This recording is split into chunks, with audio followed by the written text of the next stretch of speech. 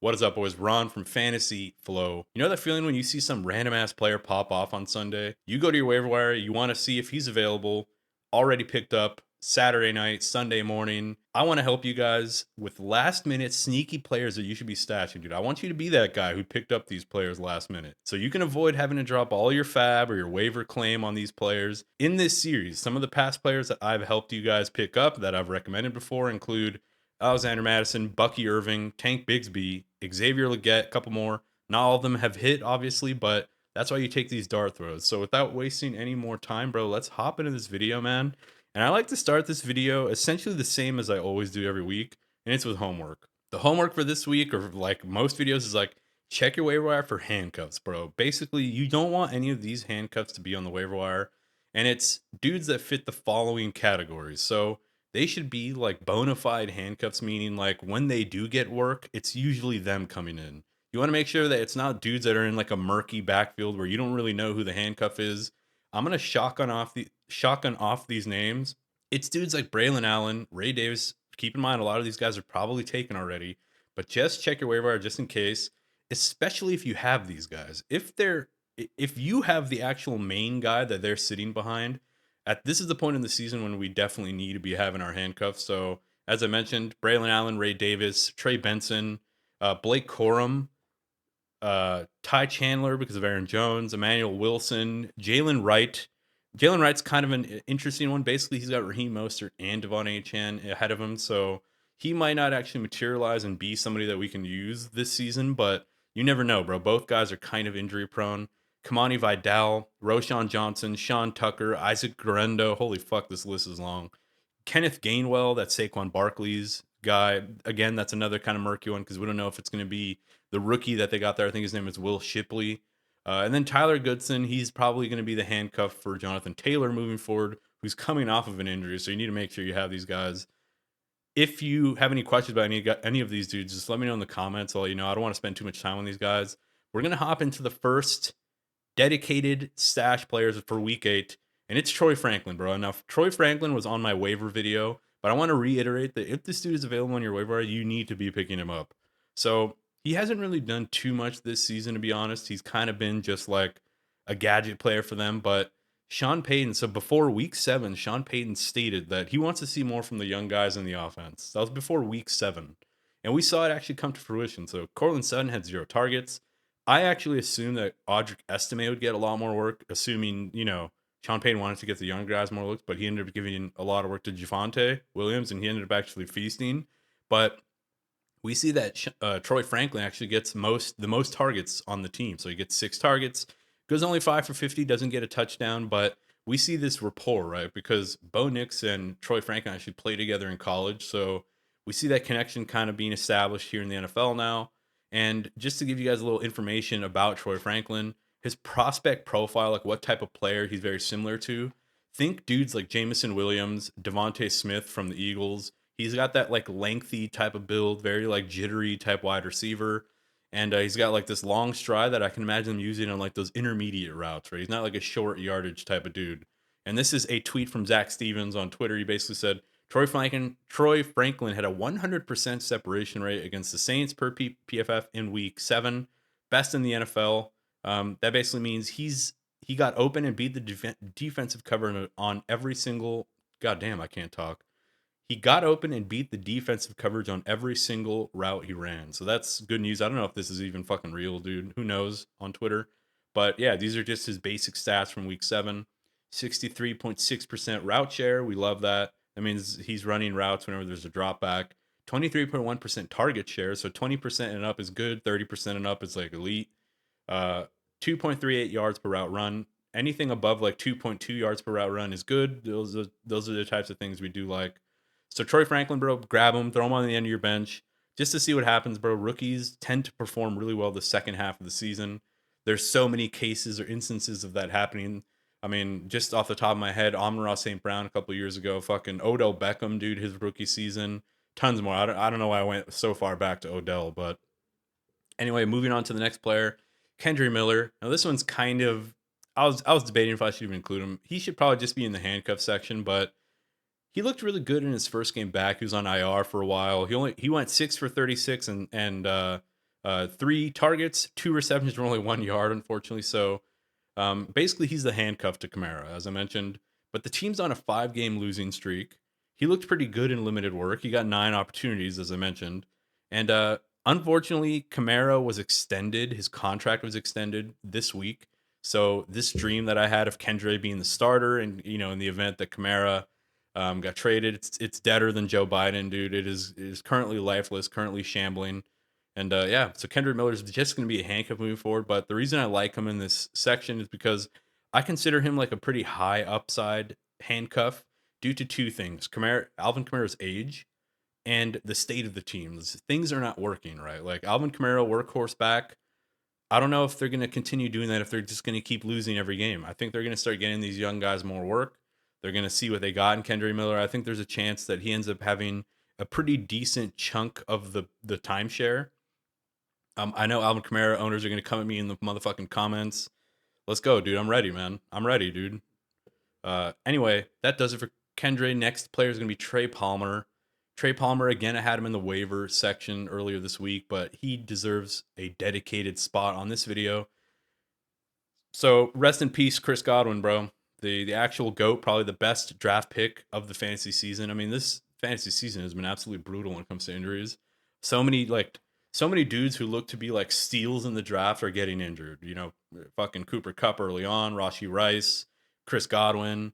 Like, I don't even get me started, bro. It's just been a brutal, absolutely brutal week in fantasy. But Trey Palmer, hopefully he can step up. So he's been mostly playing on the outside this year. He's kind of been like a speedy field stretcher. He got a touchdown in week 4. Didn't really do much. He actually lost the number 3 wide receiver slot in camp to Jaylen McMillan, who's their hyped up rookie wide receiver. He was hyped up before the draft. I think now that we've got a good look at him, he's been kind of ass this year, to be honest. I mean, Sterling Shepard, is the other dude who we're expecting to take over kind of the Chris Godwin role, with Jalen McMillan kind of taking over the Mike Evans role. That's what a lot of people are saying. Sterling Shepard's 59 years old, bro. I know he's been good and he's looked good and he's been good in his career, but the man is 68 years old. Like, I don't know if we want to be starting an 83-year-old dude in our fucking wide receiver slot. You know, like he's approaching 100. He's at least 96 years old. So Trey Palmer showed us flashes, man. Past seasons, he's been pretty good. He'll pop up on the game log for a touchdown, a big play. He's a speedy type wide receiver. I think the offense as a whole is going to struggle for the most part, but I think Trey can really take the top off, right? He can take the top off of a defense. They're going to be kind of desperate. They're going to potentially be losing games. Their defense is absolutely atrocious. They're going to be behind in some of these games. I can imagine these kind of like broken plays. Baker stepping up. Baker's been looking good, stepping up, finding Trey Palmer for these deep plays. So I think Trey Palmer, somebody you should definitely be stashing in your waiver wire ahead of week 8, just to see how this wide receiver room shakes up. He has the most time with the team. They know him the most. He's been there the longest, so you never know what might happen.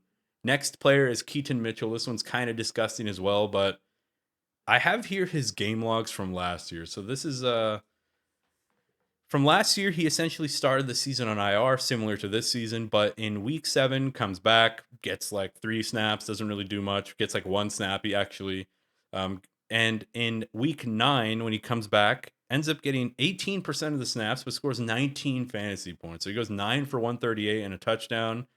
He is very dynamic, dude. If you do not know who Keaton Mitchell is, he's an undersized RB3 for the Ravens. I probably should have opened this up with that, but then in week 10, he goes to 13 fantasy points. He was essentially really low volume the entire season, playing behind Gus Edwards. And yeah, the thing is, he's got a Devon Achane type profile. So he's undersized. I'd compare him to Devon Achane, which is like these undersized, very speedy, very fast running backs. Now, here's the issue, dude.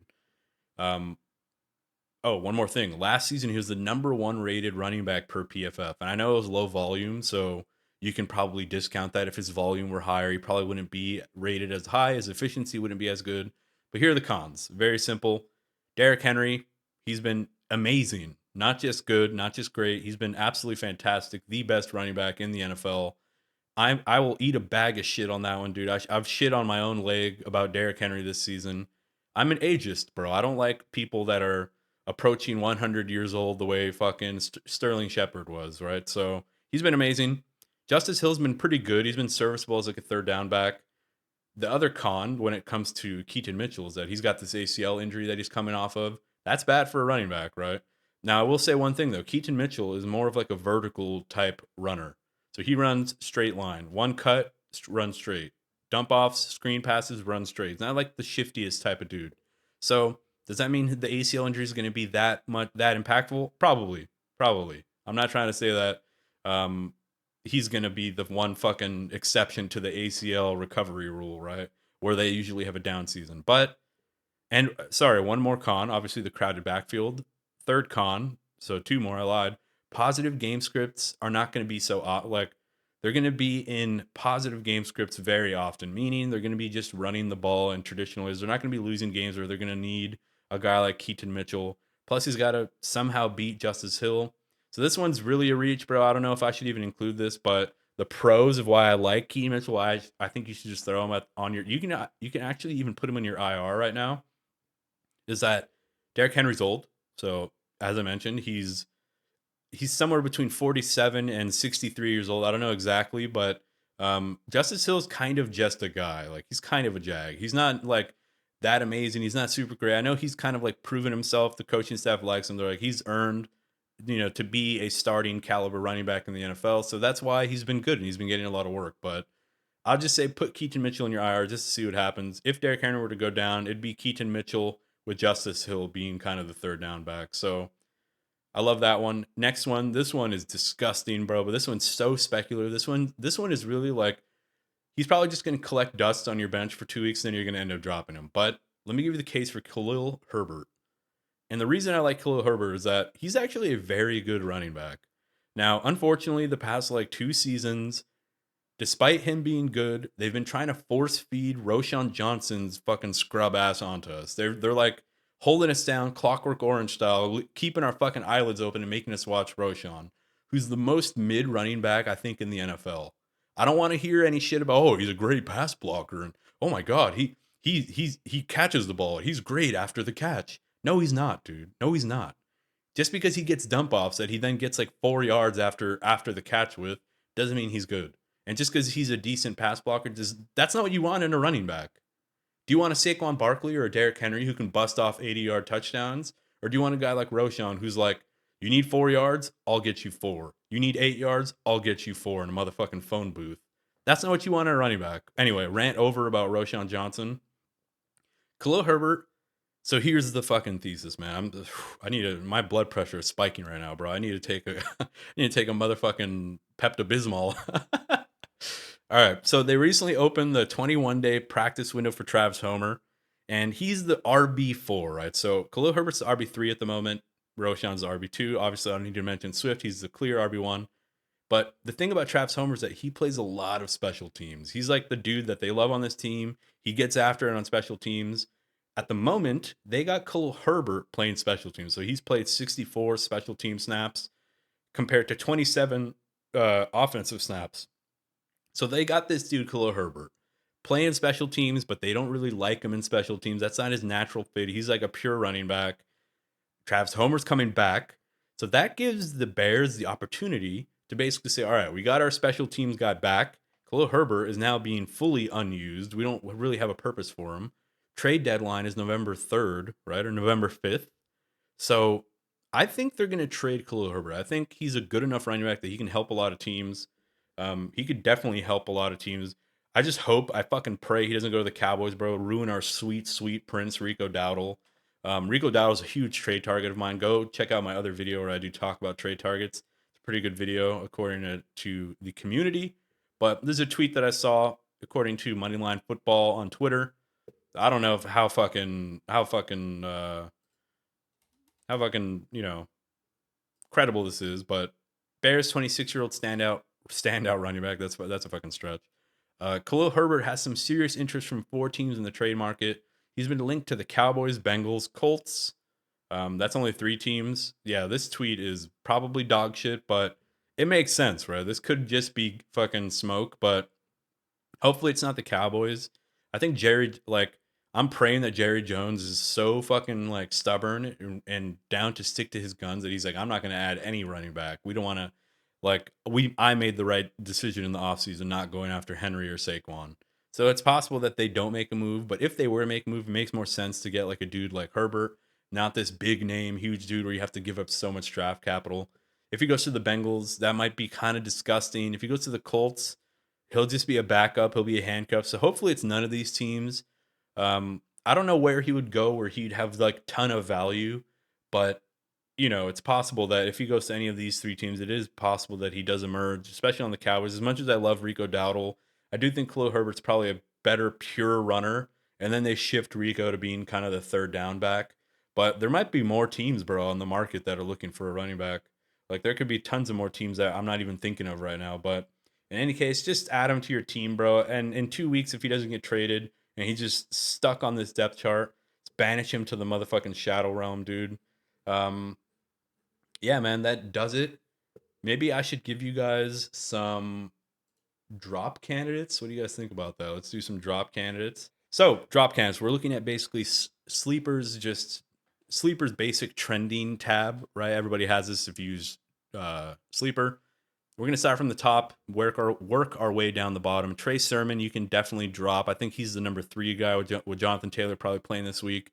Jordan Whittington, I would stay put just in case Cooper Kupp does get traded.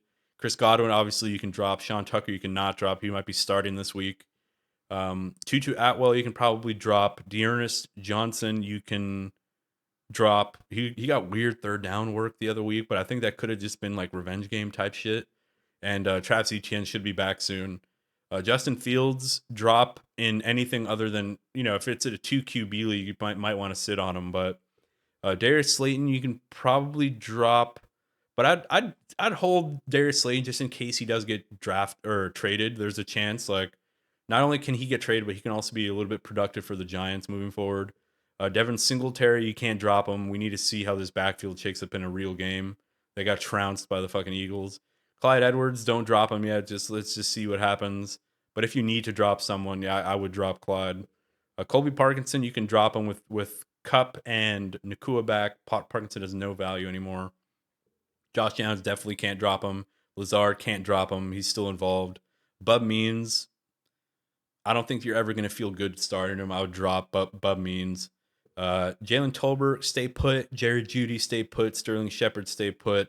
Michael Wilson, you got to stay put there. Cam Akers, fuck Cam Akers, dude.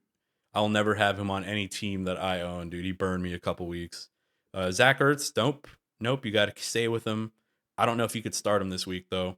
Yeah, I mean, Trey Tucker, drop. Demarcus Robinson, he already played, but so you probably can't drop him, but scored 2 touchdowns on very little volume. You can't drop him. Ricky Pearsall, you should be picking him up and potentially even starting him, but maybe waiting a week. Ray McCloud, I don't know who that is. I don't even know if he's a player in the NFL. The guy has 2 first names. A name so nice they had to name him twice.